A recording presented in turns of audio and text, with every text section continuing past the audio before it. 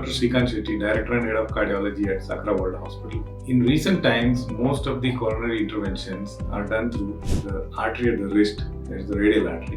Why this preference of radial artery over the femoral artery? For a long time, we used the femoral artery, that's the artery at the groin, to access the coronary arteries. However, the femoral artery being a large artery with variable anatomy, and sometimes if the puncture sites are either too high or too low, it would lead to possibility of bleeding, which could be even life-threatening, or lead to other complications such as pseudoaneurysm formation, or even serious blood losses like retroperitoneal hemorrhages. And at the end of the procedure, the patient had to lie in the bed till the removal of the femoral sheath, and the procedure for removal of the sheath itself could be painful and uncomfortable for the patient. However, if we do the procedure through the radial artery, at the end of the procedure, the sheath could be removed and a tight bandage could be applied with the patient being comfortable and be mobilized out of bed. For elderly patients, this is very convenient because some of them cannot pass urine lying down flat in the bed, whereas a patient who has undergone a transradial procedure